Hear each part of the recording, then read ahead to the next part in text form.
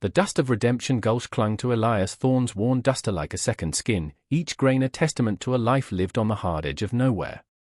He'd come for salt and shells, nothing more.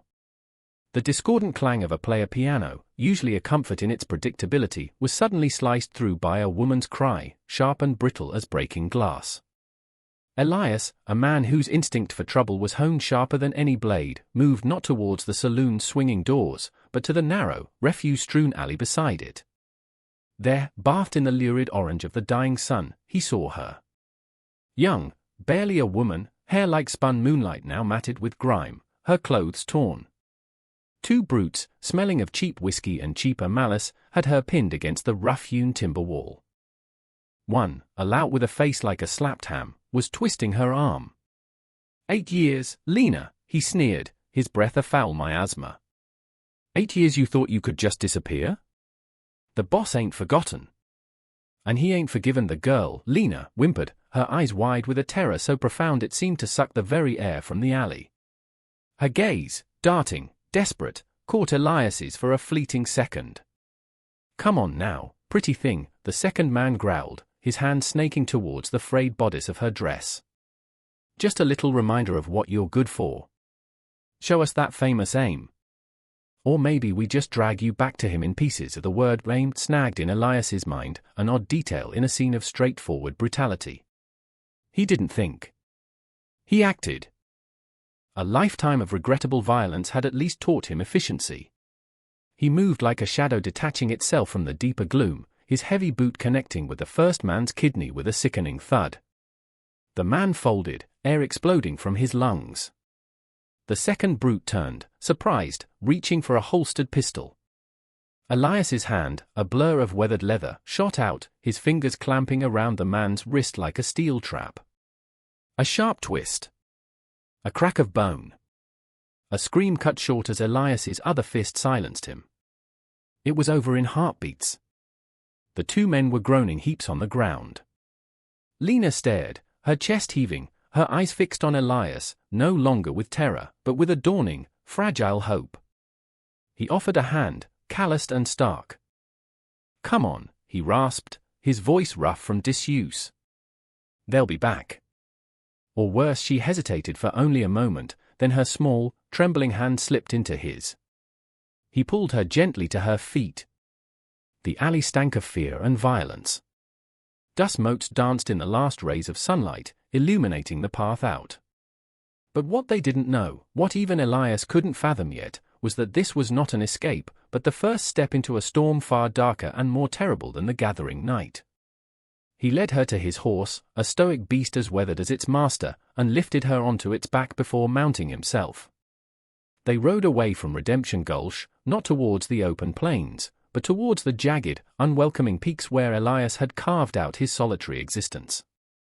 The silence between them was thick, broken only by the rhythmic clip-clop of hooves and Lena's occasional, shuddering breath. He could feel the tremors running through her small frame. What had they meant, famous aim? What terror had she endured for 8 long years, and what awaited her now that her hiding place was compromised? These questions churned within him, a grim counterpoint to the rising wind.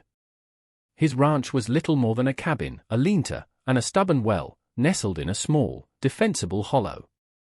It was a place built for solitude, not for sheltering innocence. He helped her down, his touch surprisingly gentle. "You're safe here," he said, the words feeling foreign on his tongue. Safe for how long? He wondered. What terrible secret did this girl carry? The cabin was sparse, but clean. A single cot, a rough table, a stone fireplace. Elias gestured towards the cot. Rest. He busied himself at the hearth, coaxing a flame to life. The warmth began to push back the chill, both from the night air and from the encounter in town. Lena huddled on the cot, a woolen blanket clutched around her shoulders, her eyes following his every move. They were the eyes of a hunted animal, still not quite believing the trap had been sprung without her demise. He brought her a tin cup of water, then a bowl of thin stew. She ate slowly, hesitantly, as if expecting the food to be snatched away. Words were a currency Elias rarely traded in, but the silence now felt heavier than usual. "Your arm," he said, nodding towards where the brute had twisted it. She flinched, cradling it. He found an old strip of linen and some salve he used for his horse. It scent pungent and earthy. He cleaned a shallow graze, his touch surprisingly deft for hands more accustomed to axe handles and triggers. She watched him, her breathing evening out, the terror in her eyes slowly receding, replaced by a profound weariness. "Thank you," she whispered, her voice barely audible, like dry leaves skittering across stone. It was the first word she'd spoken to him. He merely nodded, retreating to the shadows by the fire, giving her space. Sleep, when it finally claimed her, was fitful. She cried out once, a small, strangled sound that spoke of horrors Elias could only guess at. He sat through the night, rifle across his knees, listening to the wind howl outside, a mournful song for lost things. He recognized the look she wore, he'd seen it in the mirror after the war, after Martha. He pushed the thoughts away. This wasn't about his ghosts. This was about the girl. Who was Gideon Carver? And why did he inspire such fear? The dawn brought a fragile calm.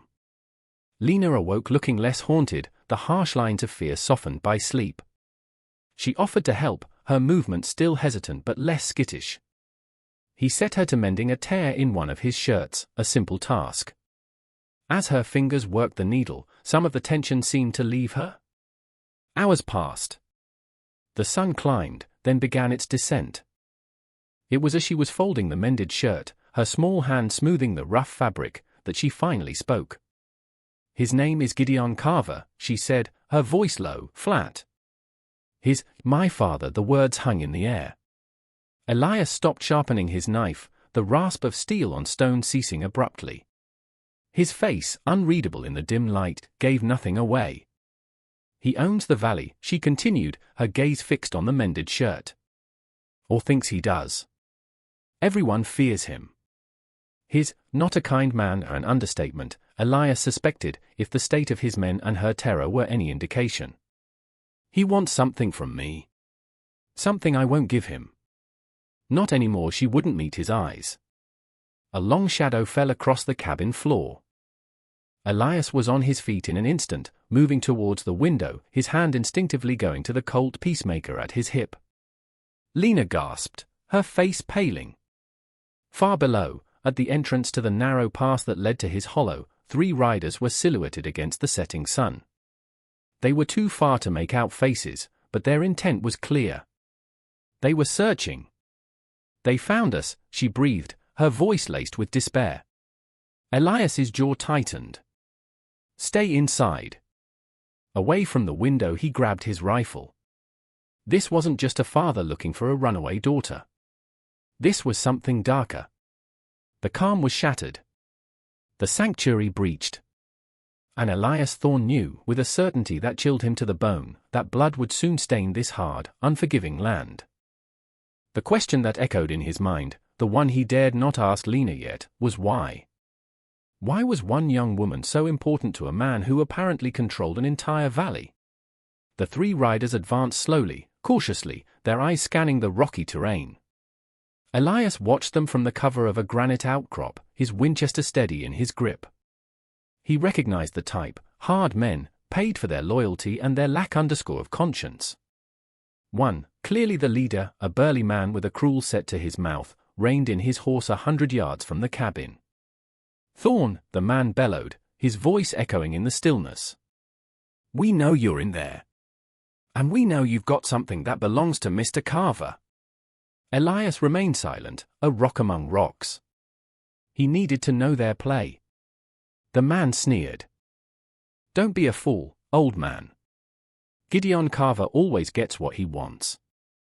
Send out the girl, and we might just let you live out your miserable days in this hole." Lena, despite his warning, had crept to the edge of the cabin window, her knuckles white as she gripped the frame.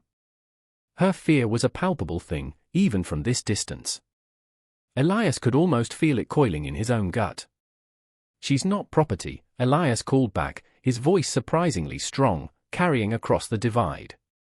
"She stays here," the lead rider chuckled, a harsh, grating sound. "Brave words. Let's see how brave you are when you're bleeding out." He made a curt gesture to his companions. They fanned out, dismounting, rifles appearing in their hands. They moved with a practiced, predatory ease. This was not their first such errand. Elias waited. He let them get closer, let their confidence build. The first shot came from his right, a bullet whining past his head, chipping stone. Close. Too close. He sighted down his rifle, exhaled, and squeezed the trigger. The crack of the Winchester was sharp, definitive. One of the flanking men cried out, clutching his shoulder, his rifle clattering to the ground. He stumbled back, seeking cover.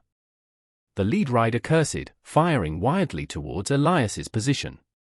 Bullets ricocheted, screaming like angry hornets. Elias had already moved, a ghost in the twilight, using the terrain his lonely years had made him intimately familiar with. He dropped the second man with a shot to the leg as he tried to advance. The man went down, howling. The fight was short, brutal, and decisive. The lead rider, seeing his companions disabled and Elias's deadly accuracy, hesitated. His bluster evaporated, replaced by a sullen glare. He fired one last defiant shot that went wide, then remounted, dragging his wounded companion with him. The third man, the one shot in the shoulder, was left behind, groaning. Elias watched them retreat, their haste a stark contrast to their earlier arrogance. He didn't waste a bullet on their backs. He knew this was merely the overture. The real storm was yet to come. He approached the wounded man cautiously. The man glared up at him, hatred and pain warring in his eyes. "Carver will hear of this," he spat. "He'll bring down hell on you." Elias ignored him, efficiently disarming him and binding his wound to staunch the bleeding. He would deal with him later. He returned to the cabin. Lena was pressed against the door, her face ashen. When she saw him, unharmed, a choked sob escaped her. "They'll come back," she whispered, her eyes wide with dread. "He'll send more." "He'll send everyone I know," Elias said, reloading his rifle. The setting sun cast long, bloody shadows across the hollow. The air was thick with the scent of gunpowder and fear. "Lena," he said, his voice softer now, "you need to tell me everything.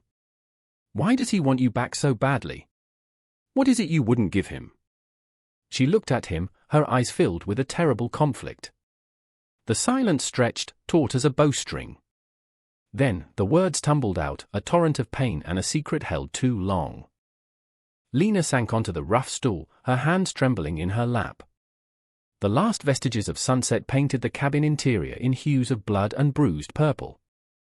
"It's not just that I'm his daughter," she began, her voice a raw whisper, heavy with shame and a sorrow so deep it seemed to emanate from her very bones. "It's what I can do." Elias waited, his patience a heavy cloak around him. He leaned against the doorframe, his silhouette a bulwark against the encroaching darkness outside, the wounded man's groans a distant, grim punctuation. "My father," Lena continued, her gaze dropping to her hands, he recognized it when I was just a child. A stillness in my hands. An eye for distance. He fostered it. Encouraged it. Her breath hitched. "He gave me my first rifle when I was 10. Elias's expression didn't change, but a flicker of understanding, cold and hard, dawned in his eyes. "He thought of the taunt in the alley, 'Show us that famous aim.' He didn't teach me to hunt for food, Elias," she said, finally looking up, her eyes swimming with unshed tears. "He taught me to hunt men. He made me his enforcer. His ghost. When a man wouldn't sell his land, or wouldn't pay tribute, or dared to speak against him, he'd send me." The confession hung in the air, chilling Elias to the core. This wasn't just cruelty. This was organized evil, systematic and terrifying, with this young woman, this child, at its heart. "I was his prized weapon," she choked out, a tear finally escaping, tracing a path through the grime on her cheek. "Feared. Untouchable. Because no one could best me. No one ever saw me, until it was too late. For 8 years, I ran from that. I hid. I tried to forget the feel of a rifle stock against my shoulder, the smell of gunpowder, the silence after the shot." Her voice broke. "When his men found me in Redemption Gulch, they weren't just bringing back a runaway. They were trying to drag his sharpshooter back to him. "He needs me, Elias." "He always needs his weapon." The words hit him like a physical blow. The true, deeper evil was revealed, not just a cruel father, but a tyrant who had twisted his own daughter into an instrument of terror. And now, that tyrant knew where his weapon was. He knew who was sheltering her. What would you do, viewer, if you discovered the innocent you sought to protect was once a tool of such darkness? Would your resolve waver? Elias's did not. His jaw set, a grim line in the dim light. "He won't have you," he stated, the words an oath. As if summoned by his defiance, a new sound drifted up from the pass, the unmistakable rumble of many horses, the clink of metal, the low murmur of voices. Not 3 riders this time. Many more. Lena's head snapped up, her face a mask of renewed terror. "He's here," she whispered. Elias moved to the window. In the pale moonlight, he could see them, a small army, at least a dozen men, spreading out, taking positions. And at their head, a figure on a tall, dark horse, sitting straight and proud, exuding an aura of absolute, unshakable authority. Gideon Carver. He raised a hand, and a man beside him lit a torch, its flickering light illuminating Carver's face, handsome, in a severe way, with eyes like chips of ice. "Elias Thorne." Carver's voice boomed, cultured and commanding, yet laced with a chilling arrogance. "You have barricaded yourself with my daughter. A troubled girl, prone to flights of fancy. Release her to my care, and I will be lenient. Defy me, and this pretty little valley you've hidden in will become your grave." His words were cloaked in civilized concern, but the threat beneath was unmistakable, as sharp and cold as a razor. Lena was trembling violently. "He'll kill us both," she breathed. Elias looked from Gideon Carver's confident, cruel face back to Lena's terrified one. The siege had begun. And the night was far from over. The silence that followed Gideon Carver's proclamation was heavy, pregnant with unspoken violence. Elias could feel Lena's fear, a cold knot beside him. He looked at her, truly looked. At the resilience etched around her eyes, the bravery hidden beneath the terror. She had endured 8 years of running, 8 years of carrying a burden that would have crushed most. "He made you a weapon," Elias said, his voice low, intense. "But you're not his." Not anymore. Her eyes searched his, finding not judgment, but a grim solidarity.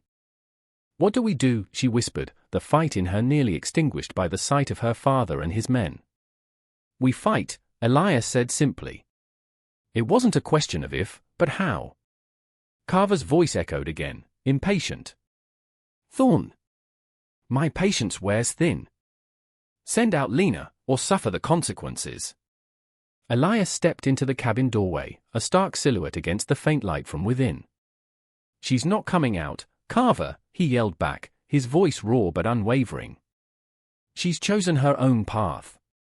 A ripple of unease went through Carver's men. Perhaps they hadn't expected such defiance. Carver himself let out a short, sharp laugh, devoid of humor. "A path to damnation, then. So be it." He raised his hand. "Burn him out." Torches flared brighter.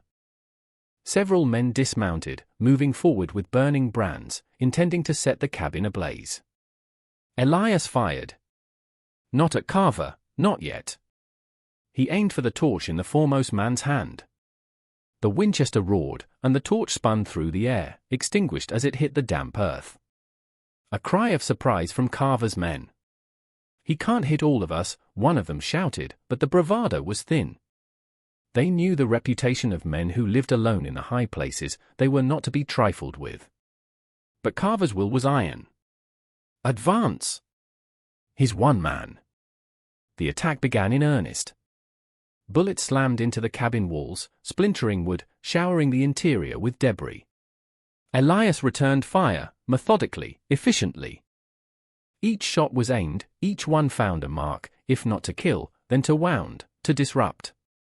He was a whirlwind of deadly motion, a phantom in the dim light. Lena, huddled near the cold hearth, watched him, a storm of emotions warring within her. Fear, yes, but also a dawning admiration, and something else, a spark. A memory of power.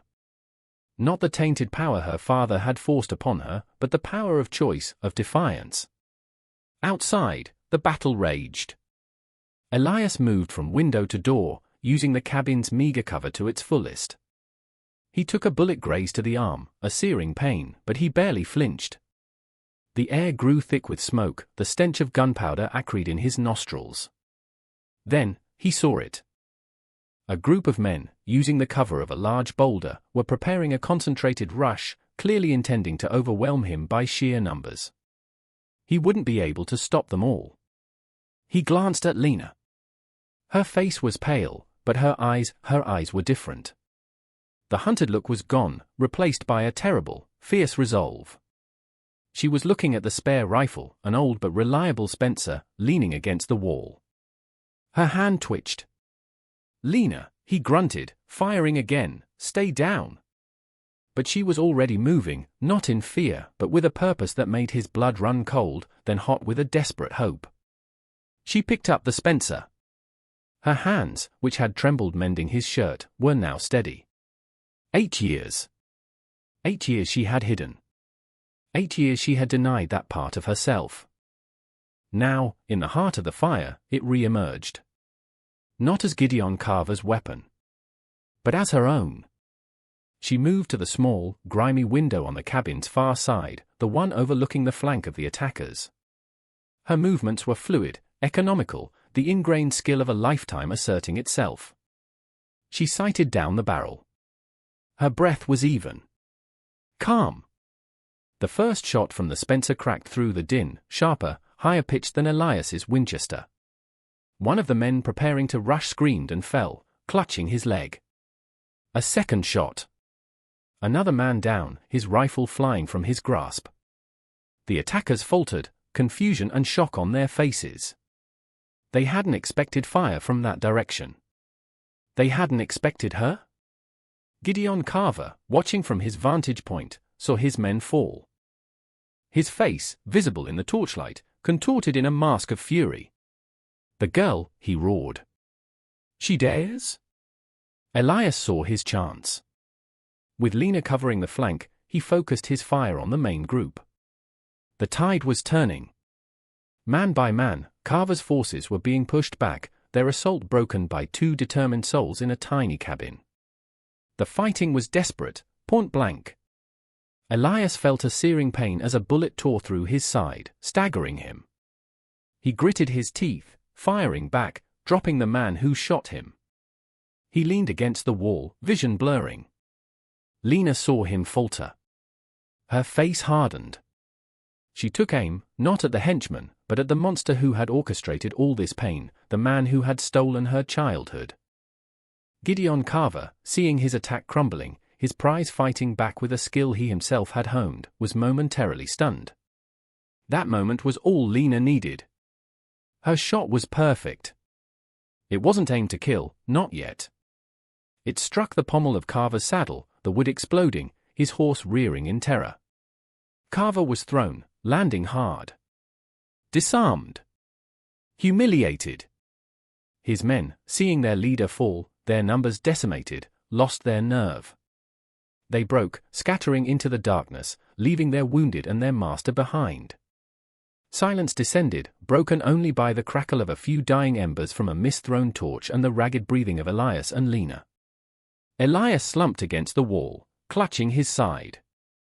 Lena rushed to him, her face etched with concern. "Elias!" He managed a weak grin. "Never doubted you." Gideon Carver lay on the ground, dazed but alive, his arrogance shattered. Lena stood over him, the Spencer still in her hands. Her eyes were cold, but not with the coldness he had instilled. It was the cold fire of justice. "It's over, father," she said, her voice clear and strong. He looked up at her, at the woman she had become, not in his image, but in spite of it. And in her eyes, he saw not his weapon, but his destroyer. The sun began to rise, painting the sky with hues of hope and new beginnings. Elias, his wounds bandaged by Lena's surprisingly gentle hands, watched as she ensured Carver was securely bound. The remaining henchmen from the first attack, now joined by Carve, would be delivered to the nearest town with a marshal, along with Lena's testimony. The valley would be free of Gideon Carver's tyranny. The cabin, scarred and battered, felt different.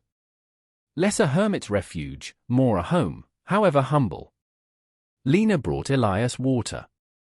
Their eyes met. No words were needed. The lonely protector had found someone to protect, and in doing so, had found a piece of his own lost soul. The innocent victim, the secret keeper, had confronted her past and reclaimed her future, not as a weapon, but as a woman of strength and courage. They had faced the darkness together and emerged into the light, forever bound by the fire they had walked through. A found family, forged in conflict, now stood on the precipice of a quiet peace. The silence of the high peaks would no longer be one of solitude, but of shared survival, and perhaps, in time, shared healing. What becomes of those who fight such battles? Do they ever truly find peace? Perhaps you, dear viewer, can tell us in the comments below. And if their story has moved you, don't forget to like, subscribe, and click here for another tale of courage against the odds. For even in the darkest of nights, the smallest spark of defiance can ignite a dawn of redemption.